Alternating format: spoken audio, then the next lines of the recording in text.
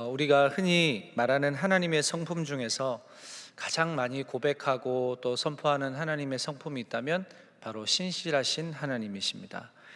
왜 하나님을 신실하시다고 우리가 고백을 할까요?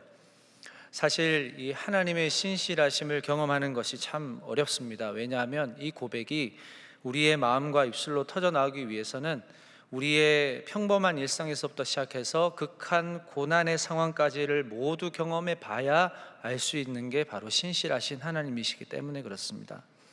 우리가 매일같이 평안할 때는 하나님에 대해서 잘 알 수 없습니다. 평안할 때야 신실하신 하나님이다, 나에게 늘 좋으신 하나님이다, 그런 고백들을 할 수 있을지는 몰라도 반대로 극한 고난과 위기의 상황이 나에게 닥치는 순간에서도 과연 하나님은 신실하신 분이신가, 이 두 가지 상황 모두 경험하지 않고서는 하나님의 신실하심을 확정짓기가 참 힘듭니다. 그래서 우리의 삶에는 평안함도 있는가 하면 고난도 늘 있을 수밖에 없다라는 것이죠. 그럼 신실하다라는 뜻이 무엇일까요? 제가 영어 성경에 한번 찾아보니까 몇 가지가 사용이 되는데 그 중에서 faithful, 이게 가장 보편적인 뜻으로 사용이 되고 있었습니다. 이걸 다른 말로는 충실하다 이런 뜻이더라고요. 자, 그럼 충실하다라는 뜻은 어떤 의미입니까? 사전을 찾아보니까 이런 의미입니다. 하나의 일에 전력을 다한다 이런 뜻이었습니다.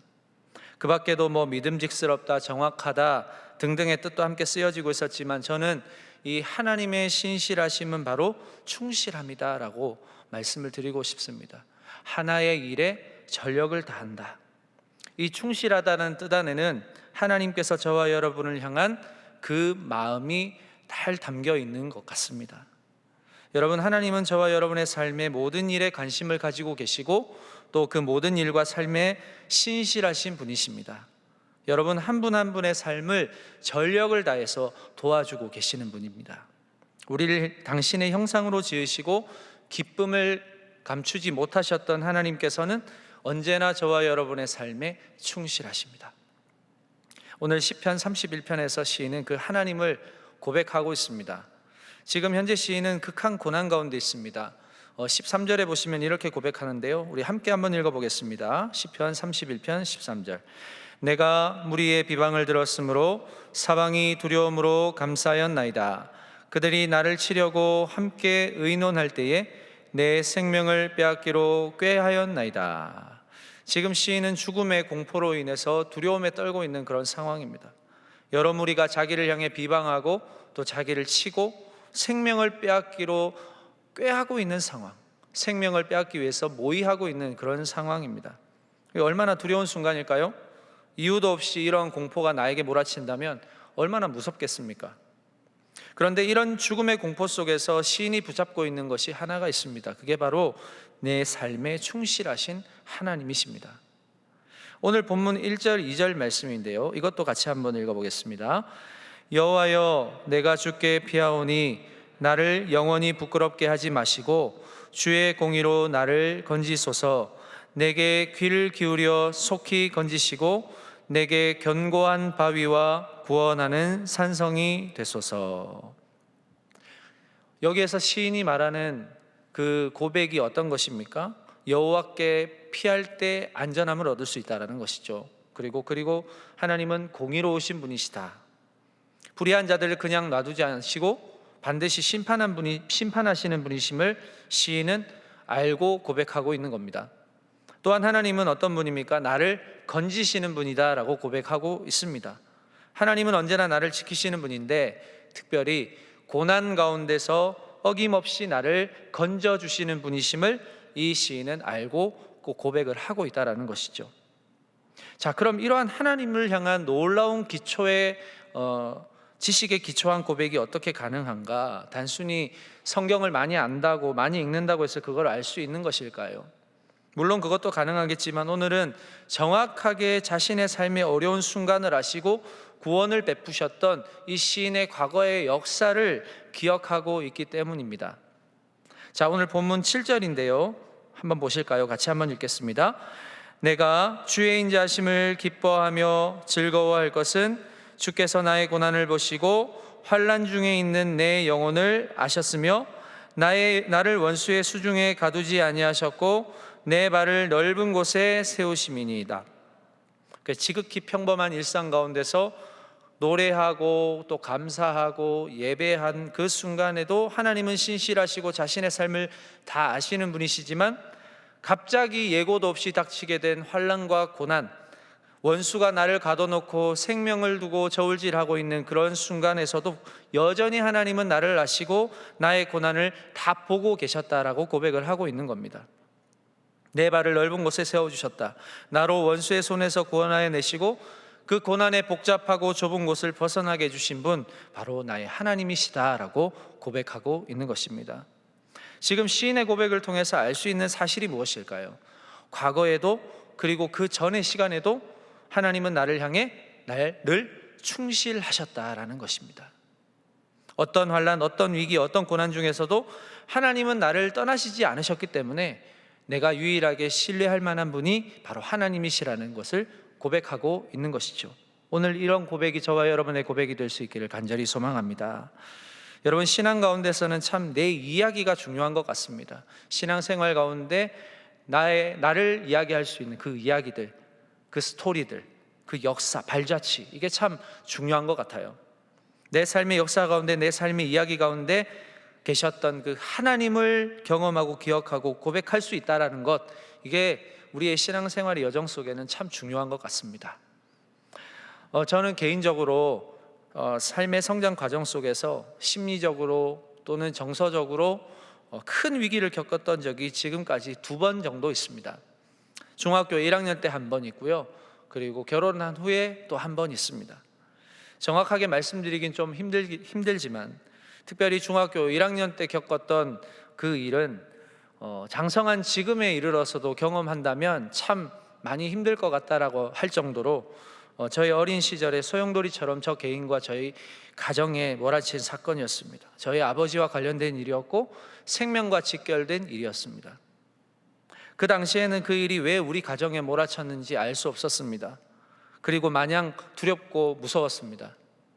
이제 우리 집은 어떻게 되나 참 암담하기만 했습니다. 그런데 지금 와서 그때 일을 생각해 보니까 지금의 삶을 이루어내기 위해 하나님이 준비하신 시련의 과정이었다고밖에 설명이 안 될 정도로 우리 하나님께서는 너무나도 그 과정 속에서 디테일하게 세심하게 저희 가정을 인도하셨다는 것을 알게 되었습니다. 그 당시에 저희 가족은 몰랐지만 나중에 고백하게 되는 고백은 동일했습니다. 하나님의 계획하심이었구나. 비록 그 일로 저희 가정은 경제가 다 무너졌습니다. 저의 정서적인 생활도 엄청나게 힘들었던 그런 시간이었습니다. 중학교 1학년 때 그냥 누가 와서 툭 건드려도 울 수밖에 없었던 그런 저의 학교 생활이었습니다. 그러니까 일상의 생활이 거의 불가능할 정도의 시간이었다고 할 수 있죠.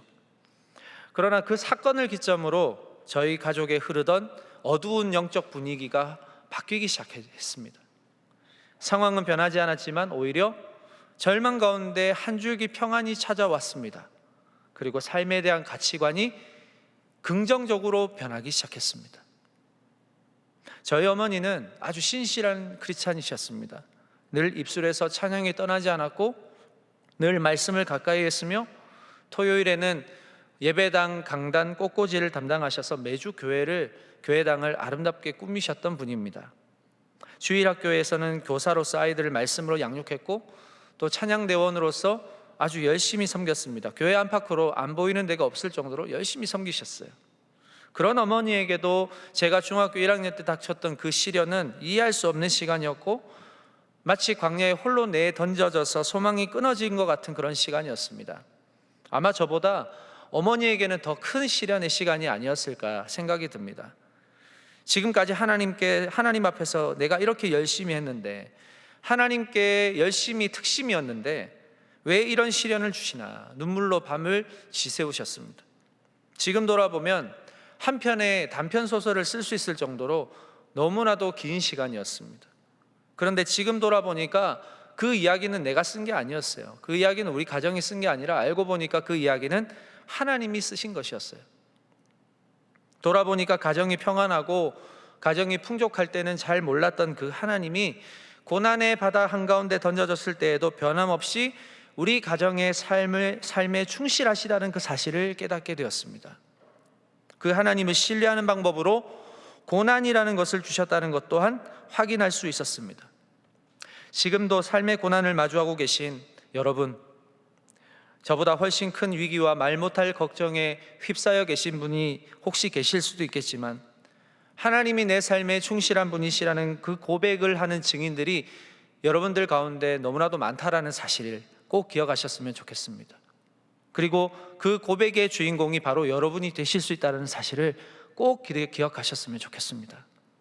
하나님은 정말로 신실하십니다. 그리고 우리를 향한 충만한 계획 속에 우리를 지켜보고 계시다는 사실을 기억하시길 바랍니다. 과거의 그 어려운 시간 속에서 다른 것들은 다 나를 외면하고 떠나가지만 끝까지 함께 계셨던 분이 하나님이시요, 나 혼자 일어날 수 없는 상황에서도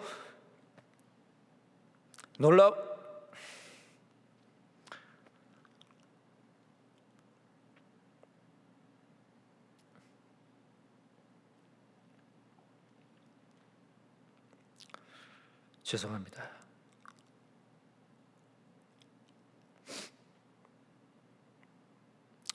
놀라운 그 손의 능력으로 나를 기가 막힌 웅덩이에서 건져주신 분이 하나님이심을 기억하는 것,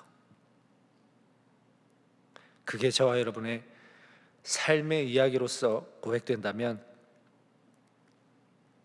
현재 기가 막힌 어려운 상황도 소원 가운데 기뻐할 수 있는 힘을 우리 주님께서 주실 줄로 믿습니다.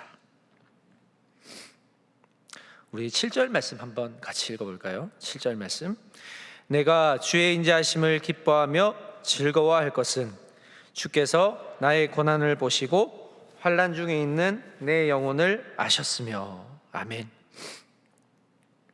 과거의 역사를 보며 베풀어 주신 그 인자하심과 그 사랑이 지금의 나의 상황을 견디게 하는 힘이 되고 있는 겁니다. 꼭 승리를 경험하는 것 때문이 아니라 그 과거에 살아계신 하나님께서, 역사하신 하나님께서 지금도 변함없이 나를 아시고 나의 고난을 보고 계시다는 그 사실 때문에 시인은 지금 기뻐하고 즐거워하고 있는 것입니다. 뭔가 문제가 해결되어서 기쁜 것도 있겠지만, 누군가가 나의 고난의 상황을 알고 있고 또 나의 상황을 공감해주고 있다는 그 사실, 함께 마음을 써주면 참 고맙고 기쁜 일이잖아요. 마찬가지로 우리 하나님께서는 나의 삶에 충실하셔서 나의 삶의 모든 것을 아시고 나의 현재의 고난도 다 아시고 나를 보고 계시다는 그 사실이 이 시인은 너무나도 큰 위로가 되고 너무나도 큰 힘이 된다는 사실입니다. 여러분, 이스라엘 사람들은 지금도 유월절을 가장 큰 명절로 지키고 있습니다. 이들이 기억하는 유월절은 무엇일까요? 바로 애굽에서 구원하여 주신, 그 애굽의 압제에서 구원하여 주신 하나님을 기억하는 것입니다. 그런 의미에서 이 유월절은 기억의 절기예요. 기억의 절기. 430년간 애굽에서 종살이하면서 매맞고 고난당하며 고통스러운 삶을 살아야 했던 그 이스라엘 향해서 하나님은 놀라운 구원의 계획을 가지셨고, 한 사람 모세를 통해서 200만 명이나 되는 그 백성들을 출애굽시키심으로 하나님의 놀라운 권세와 능력을 확인하게 되지 않습니까?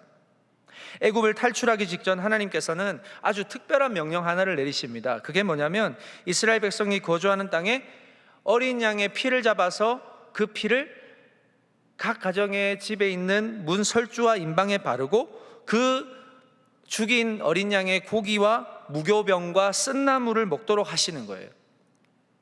여호와의 사자가 그날 밤에 그 가정들을 지날 때 어린 양의 피와 문설주와 임방에 바른 그 집의 장자들은 살려주셨지만 바르지 않는 집의 장자는 반드시 죽일 것이라고 말씀하셨고, 이스라엘 백성들은 순종합니다.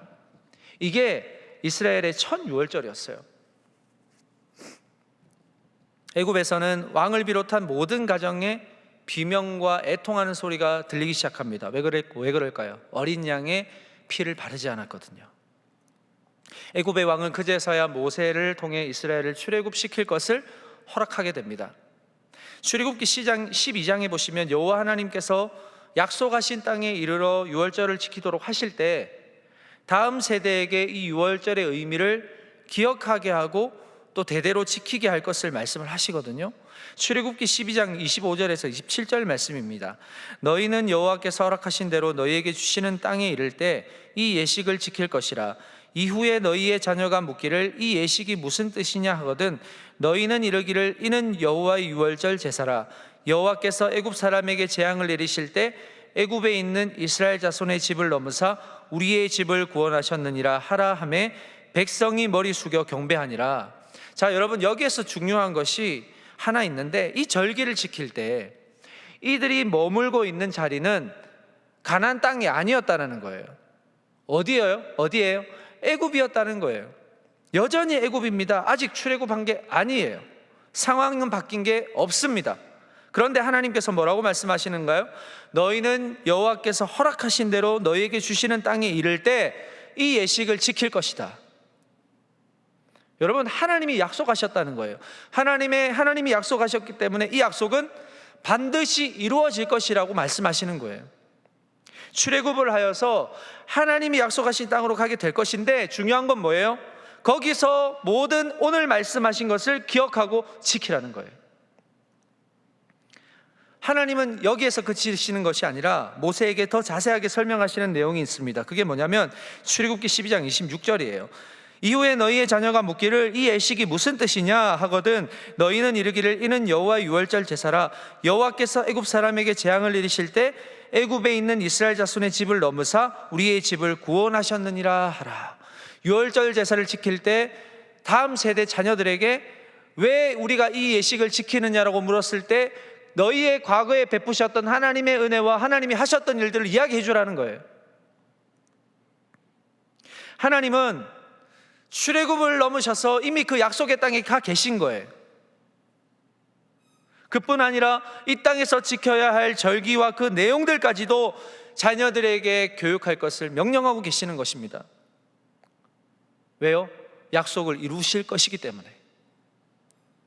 하나님이 강조하시는 게 뭐예요? 기억에 대한 중요성이에요. 이스라엘 백성들은 출애굽을 하고 난 후에 광야 생활을 하면서요, 가장 많이 한 게 있어요. 그게 뭐냐면 원망과 불평이에요. 원망하는 이유가 뭐예요? 지금 현실에 만족을 못하는 거예요. 과거의 기억에 아직 사로잡혀 있기 때문에 그런 거예요. 그래서 원망하고 불평하는 거예요. 출애굽기 16장 1절에서 3절을 보니까 이렇게 말씀합니다. 이스라엘 자손의 온 회중이 엘림에서 떠나 엘림과 시내산 사이에 있는 신광야에 이르니 애굽에서 나온 후 둘째 달 15일이라. 이스라엘 자손 온 회중이 그 광야에서 모세와 아론을 원망하여 이스라엘 자손이 그들에게 이르되 우리가 애굽 땅에서 고기 가마 곁에 앉아 있던 때와 떡을 배불리 먹던 때에 여호와의 손에 죽었더라면 좋았을 것을 너희가 이 광야로 우리를 인도해 내어 이 온 회중이 줄여 죽게 하는도다. 그렇게나 430년간 애굽의 종살이를 하면서 고통당하고 울부짖고 구원해 달라고 하는 그 소리, 그걸 까맣게 잊어버렸어요. 그리고는 하나님께서 구원을 해주시고 그 고통에서 해방을 시켜주셨고 보니까 지금은 뭐 하고 있어요? 현실에 대한 불평고 원망을 늘어놓고 있다는 겁니다. 애굽에 있을 때는 고생은 고생대로 했지만 뭘 얘기하는 거예요? 고기 가마 곁에서 고기랑 떡을 배불리 먹었는데 여기 풀 한 포기도 나지 않는 광야에서 도대체 뭘 할 거냐는 거예요. 원망하는 거예요. 불평하는 것이죠. 자꾸 현실을 부정하고 지나간 과거에 자꾸 머무르려고 하는 거예요. 여러분, 우리도 지금 혹시 그렇지 않습니까? 주위의 말만 들어보면 과거보다 나은 현재가 별로 없는 것 같아요. 다 옛날이 좋았어요. 라떼는 말이야 하면서 현재와 자꾸 비교하면서 이야기를 하다 보니까 어쩌면 과거가 훨씬 좋은 것 같아요. 물론 인정하는 부분도 있습니다. 마치 이제는 과거와 같은 좋은 날이 다시는 오지 않을 것 같다라고 판단하는 것 같아요. 그리고 그렇게 단정 짓는 것 같아요. 여러분, 정말 그럴까요? 예를 들면 코로나죠. 코로나 이전에는 마스크를 써야 할 필요성을 전혀 느끼지 못할 2019년도까지는 참 좋았다 이거예요. 눈치 보지 않고 사람들과 어울렸고 내가 하고 싶은 건 마음껏 할 수 있었어요. 세계 여행도 마음껏 다니고. 그러나 2년 반 동안 참 많은 어려움이 있었죠. 지금도 여러분 여전히 마스크를 쓰고 계시고요. 이 시기가 언제 끝날지 아직 모릅니다. 여러분, 그렇다고 해서 우리가 살아갈 현재와 미래는 어두운 뿐일까요? 그래서 코로나 이전의 삶에 계속 미련을 두고 계속 거기에 머물러 있어야 될까요? 출애굽 전에 이스라엘 백성들은 하나는 알고 둘은 모르는 게 있었습니다.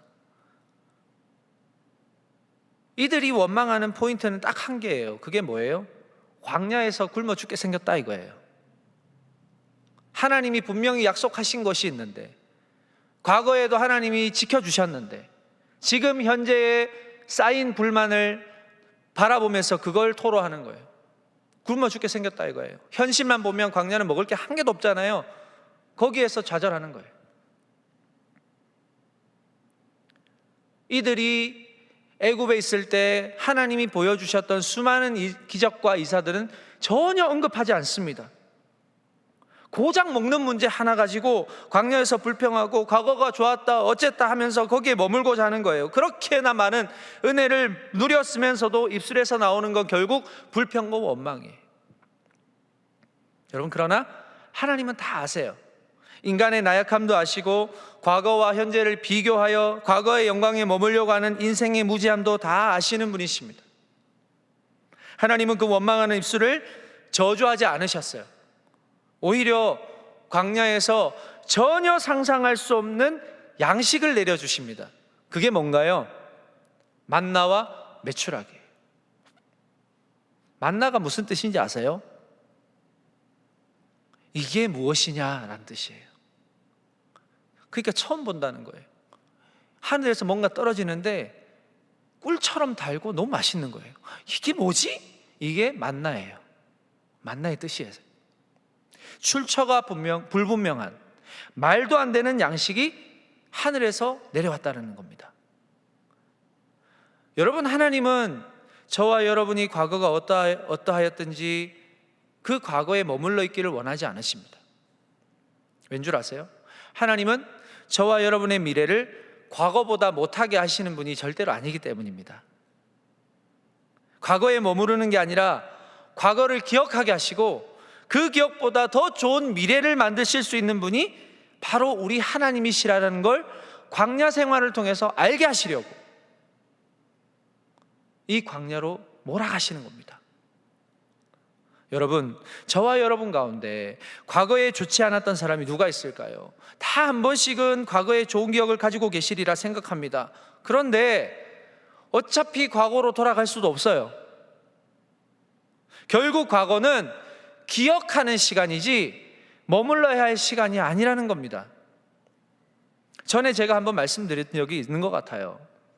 저는 오히려 지금이 좋아요.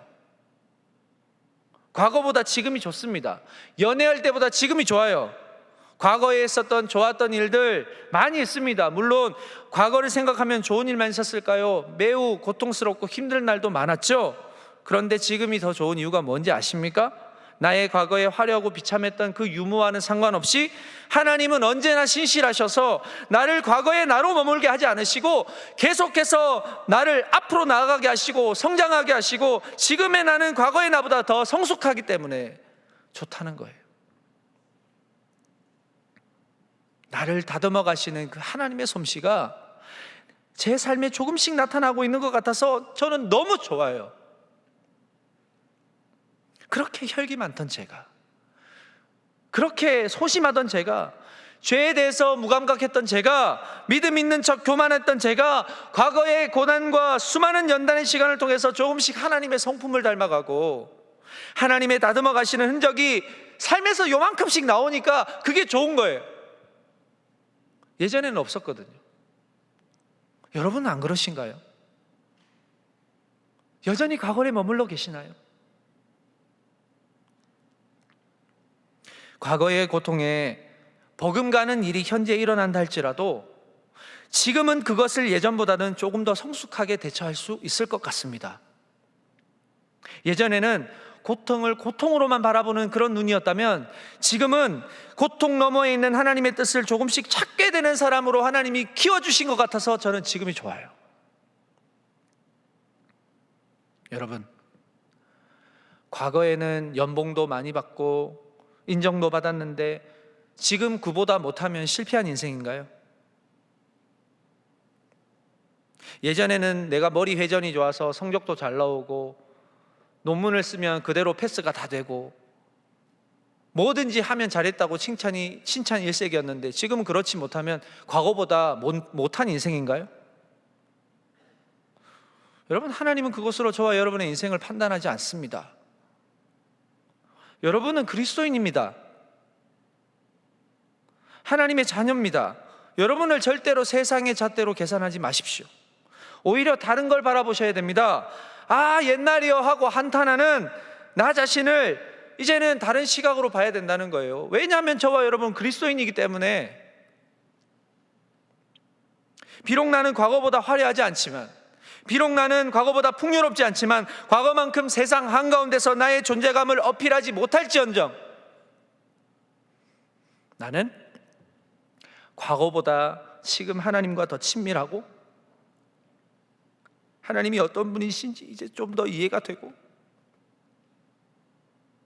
어떤 일이 생길 때 하나님을 예전보다 내가 더 찾게 되고, 주님을 내가 좀 더 의지하게 되고, 내 주위에 있는 믿음의 동력자들, 그리고 그 믿음의 조력자들이 내 삶에 조금씩 점점 많아지고, 나를 위해 기도하고 있는 사람들이 점점 더 많아지게 됨을 보고, 하나님이 조금씩 내 삶의 영향력을 차지하시는 그 삶이 바로 지금이라면 저는 바로 지금을 택하겠습니다. 과거에 아무리 화려했어도, 과거에 내가 아무리 풍요했어도, 과거에 내가 아무리 잘 나갔어도, 세상적으로 내가 아무리 인정받았어도 그 안에 하나님과의 친밀함이 과거에는 없었으면 나는 그때를 포기하겠습니다. 과감히 지금 그 주님과의 관계가 내가 예전보다 더 낫다면 저는 지금을 택하겠습니다. 하나님이 지금도 여러분과 함께 하시고 계시다면 여러분의 과거와 지금은 비교 대상이 절대로 될 수 없습니다. 여러분은 분명히 과거보다 더 성장하셨을 겁니다. 그걸 믿으시길 바랍니다. 다만 지금 저와 여러분에게 필요한 건 과거에 머무르는 게 아니에요. 과거를 기억하는 거예요. 내 고난뿐인 과거의 시간에도 하나님이 함께 계셨고, 그 과거를 기억하고 있는 지금의 순간에도 하나님이 계시다는 사실, 그리고 과거의 고통을 알고 있는 자녀 한 사람 한 사람의 미래를 미리 계획하시고 그 삶을 함께 동행하고 계시다는 사실, 우리 안에 있는 일방적이고 편협적인 그런 시각을 교정시키시고 우리로 하여금 인생을 주관하게 하시는 하나님을 향한 시각으로 온전하게 만들어 가시는 그 지금 저와 여러분의 인생이 가장 귀하고 복된 것인 줄로 믿으시기 바랍니다. 물론 하나님은 과거를 무시하시는 분은 아니에요. 그러나 과거보다 더 못한 현재와 미래를 만드시는 분은 더더욱 아니에요. 누구보다 여러분의 과거보다 더 빛난 미래를 만들어 가실 거예요. 우리 하나님은 전능하신 분이시거든요. 여전히 내 삶에 충실하신 하나님, 과거에도 지금도 미래도 여전히 변함없이 내 삶에 충실하게 간섭하시는 그 하나님이 계시기 때문에 오늘 저와 여러분은 조금씩 자라고 하나님으로 인하여서 조금씩 성장하게 되고 있는 줄로 믿으시길 바랍니다. 말씀을 마무리하겠습니다. 본문 24절 말씀에서 이렇게 말하죠. 여호와를 바라는 너희들아 강하고 담대하라. 이 말씀을 믿으시기 바랍니다. 여호와를 바라고 소망하고 있느냐? 강하고 담대하라. 신실하신 하나님께서 너를 구원하여 주실 것이다. 과거에 머물러 있는 너희들아 강하고 담대하라. 과거는 기억나지도 않을 만큼 빛난 미래와 현재를 내가 보장해 주겠다. 나와 동행하자. 왕이신 하나님께서 결국 승리하게 하실 것입니다. 과거에 머물러 계시지 마시고 오히려 과거의 시간에 함께 하셨던 하나님이 지금도 저와 여러분과 함께 하고 계신다는 사실을 꼭 믿으시기를 바랍니다. 강하고 담대하시기를 소망합니다. 오늘 우리 동안의 공동체에 한 사람 한 사람에게 동일하게 주시는 말씀이라 저는 믿습니다. 여호와 하나님을 소망합시다. 그분만이 우리의 유일한 힘이 되십니다. 누구보다도, 세상 그 누구보다도 여러분을 충실하게, 인생을 향한 전력을 다해서 여러분과 함께하고 계시다는 그 사실을 여러분 꼭 기억하셔서 하나님께 내 소망을 끝까지 두어서 이번 살아가는 한 주간도 주님이 주시는 기쁨으로 충만하시고, 여러분의 직장과 생업 가운데, 여러분의 가정 가운데, 삶의 모든 걸음 가운데 주님과 함께 동행하는 기쁨의 이야기를 써나가시는 동안의 모든 청년들과 성도님들이 다 되실 수 있기를 주님의 이름으로 축복합니다. 기도하겠습니다. 하나님 아버지, 현재의 나를 만드시기 위해 과거의 나를 그렇게나 몰아세우셨던 하나님의 일이 때로는 원망스럽기도 했지만 돌아보면 날마다 성장하고 나로 하나님을 닮아가는 사람으로 만드시기 위한 하나님의 계획이었음을 깨닫게 하여 주옵소서. 하나님이 함께 하시면 현재의 고난도 능히 이겨내고 극복하고 견뎌내어서 점점 단단해지고 성숙한 믿음으로 자라나게 하실 줄로 믿습니다.